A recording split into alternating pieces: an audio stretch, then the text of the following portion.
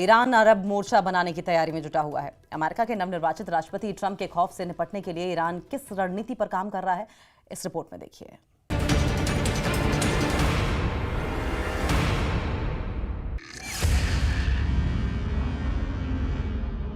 America में सत्ता परिवर्तन के पहले ये ईरान की अरब मोर्चा बनाने की तैयारी है।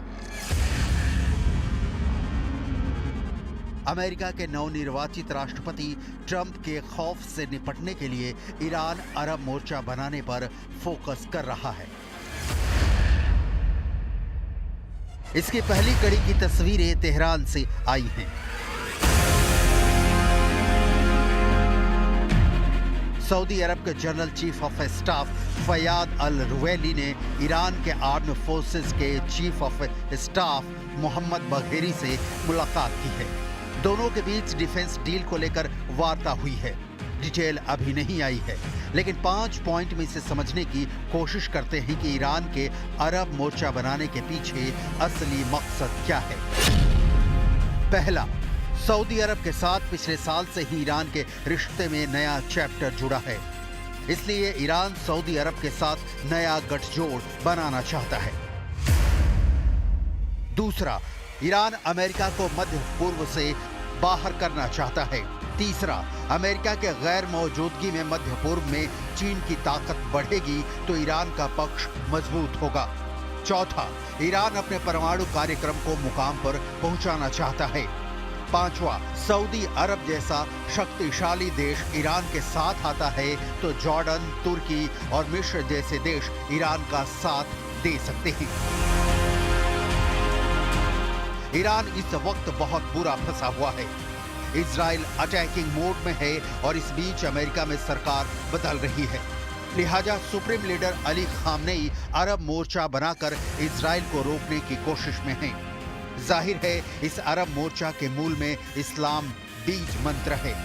खामनेई मुस्लिम ब्रदरहुड का नारा देकर अरब देशों के साथ मिडिल ईस्ट का सबसे बड़ा गठजोड़ खड़ा करना चाहते हैं। वाला नहीं है। इजराइल को घेरने के लिए उसने पहले से ही 7 फ्रंट खोल रखे हैं। गाजा में हमास और इस्लामिक जिहाद, वेस्ट बैंक में फतह, लेबनान में हिजबुल्लाह, सीरिया में असद सरकार, यमन में हूथी विद्रोही, इराक में कताइब हिजबुल्लाह, इन सब का संरक्षक ईरान है। ईरान अकेले अमेरिका तो दूर इजराइल से भी निपटने में सक्षम है, इसमें आशंका है। हमास, हिजबुल्लाह या इराक या फिर हूथी या फिर सीरिया वो ताकतें नहीं हैं जिनके दम पर ईरान मिडिल ईस्ट से इजराइल का समूल विनाश कर उसके अस्तित्व को मिट्टी में मिला दे।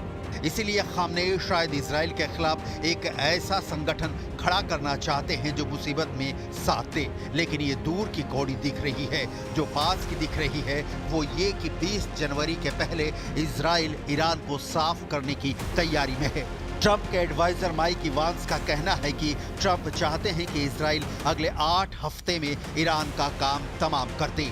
इजराइल उत्तर और दक्षिण में मामलों को निपटाए और फिर ईरान पर फोकस करे। इजराइल ईरान के तेल प्रतिष्ठानों और व्यापार कंटेनरों को निशाना बनाए।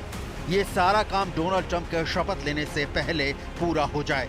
ट्रंप के एडवाइजर की माने तो वो 20 जनवरी को राष्ट्रपति बनने के बाद पश्चिम एशिया का बवाल नहीं ओढ़ना चाहते हैं। 1 अक्टूबर को जब ईरान ने इजराइल पर 200 मिसाइलें दागी थी, तब 4 अक्टूबर की एक रैली में ट्रंप ने रिएक्शन दिया था कि इजराइल को जवाब में ईरान के न्यूक्लियर ठिकाने तबाह कर देना चाहिए।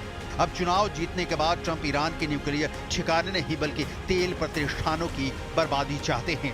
ट्रंप के सबसे खास में से एक एडवाइजर माइक इवांस के मुताबिक ट्रंप ईरान की तेल फैसिलिटीज को टारगेट करके उससे आर्थिक चोट पहुंचाना चाहते हैं। ट्रंप का मानना है कि ऐसा करके ईरान को बहुत कमजोर किया जा सकता है।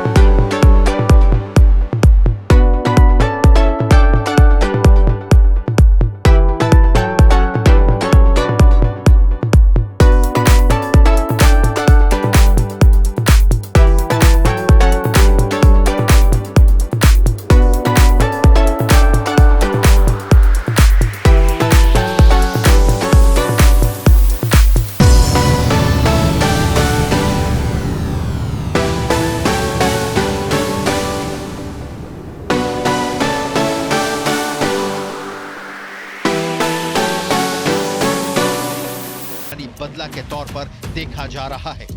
मतलब एक तो करेला ऊपर से नीम चढ़ा। ट्रंप किसी भी हालत में ईरान को छोड़ने वाले नहीं हैं। ये इजराइल के लिए बेहतरीन मौका है। इजराइल इस वक्त यही कर रहा है। इजराइल की सेना गाजा से लेकर लेबनान तक हमले भीषण कर रही है। एक दिन में अटैक की संख्या पहले के मुकाबले काफी बढ़ चुकी है। ऐसा इसलिए है क्योंकि नेतन्याहू को लगता है कि ट्रंप जब राष्ट्रपति पद की कुर्सी संभालेंगे तब उन्हें हमास से लेकर हिजबुल्लाह, हूथी और ईरान तक सभी दुश्मनों पर अटैक की खुली छूट मिलेगी।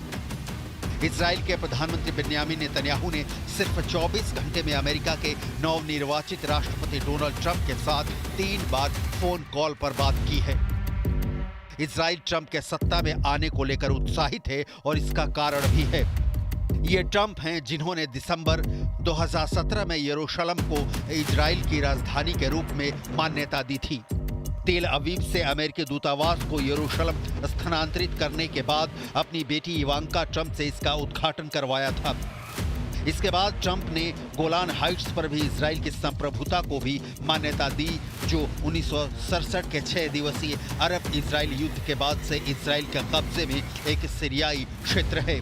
ट्रंप के आने के बाद ईरान का क्या होगा या इजराइल क्या करने वाला है, इसके संकेत मिलने शुरू हो गए हैं। लेकिन राजनीति और कूटनीति कभी भी किसी भी वक्त करवट बदल लेती है। लिहाजा ईरान का अरब मोर्चा या इजराइल का ईरान का काम तमाम करने की कोशिशें कितनी कामयाब होती हैं, इस पर नजरें टिकाए हुए रखना होगा।